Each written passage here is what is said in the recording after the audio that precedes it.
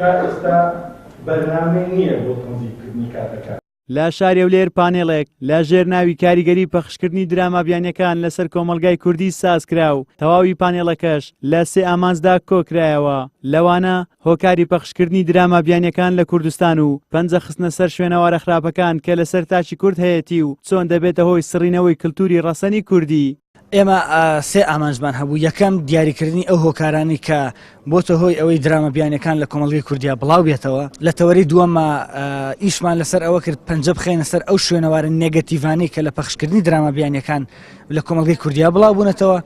و لە تەوەری سێهەمە هەوڵمان داوە پێشنیار و ڕاستپاردەکەمان بدەینە لایەنی پەیوەندیدار بۆ ئەوەی ئیش لەسەر ئەوە بکات کە لیژنەیەکدا بنێت ئەم درامایانە لە فلتەر بدا بۆ ئەوی لە کۆمەڵگەی کوردیا بەو هەڕەمەکیە بڵاو نەبێتەوە. مامۆستایەکی زانکۆ دەڵێت پەخشکردنی درامابیانەکان گرنگیدانە بە کۆمەڵێک هەڵسوکەوتی ناشایستە و نەگونجا و پۆشینی جلوبەرجی نەشیا و لەگەڵ کۆمەلگاکەمان و بە ئاساییکردنی خیانەتی هاوسەرگیری و پەیوەندیە ناشەرعیەکان و سەدان کێشە و گیر و گرفتی تر کە لادانە لە دابوونەریتە ڕەسەنەکانی کۆمەلگای کوردی.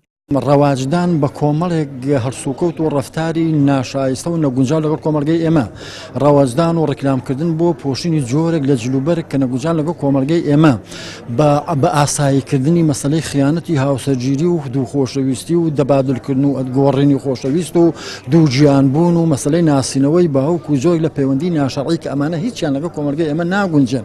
هەروەها ڕەواجدان و باشکردنی یعنی جوان پیشاندانی بۆی نەهاتنەوەی ئافرەت و دەرچوون و بەکارهێنانی کۆمەڵێک ڕستەی نەشیا و قسەی ناشرین و لادان لە دابونێتە ڕەسەنەکانی کۆمەلگای ئێمە و هەروەها هاندانی ئافرەت بۆ بەکارهێنانی توندێژی و ڕوبەڕوونەوەی وەستانی پیا و جۆرێک دەیان و سەدان ئەم جۆرە نگەتیڤانەی هەیە. بۆی ئەمە پێویستی بە توێژینەوەی زانستی زۆر خۆڵە، پێویستی کاری هەمەلایەنێ، پێویستی پڕکردنەوەی ئەو بۆشاییە کە لە ئێستای کۆمەلگای ئێمە هەیە کە ئەم فیلمانە ئەو بۆشایانە پڕ کردوێتەوە و تاچی ئەمە بەرەو ئایندێکی زۆر ناڕێک ئاراستاکە.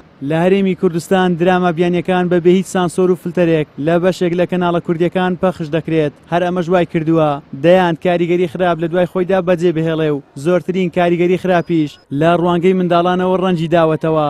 بەشێکی زۆری خێزانەکان ئەسڵەن لە وەزیفەی پەروەردەکردنی منداڵەکانیان دەسەوەسان ڕاوەستاون. شارەزایانیان بوارەش پێیان وایە ئەمە جگە لەوەی لە داهاتوودا نەوەیەکی ناتەندروست بەرهەم دەهێنێت هۆکارێکی شەب بۆ زۆربوونی کێشەی خێزانی کە لە ئەنجامدا ڕێژەی تەلاق بەرز دەکاتەوە. زریان سدیق، کەناڵی ئاسمانی پەیام، هەولێر.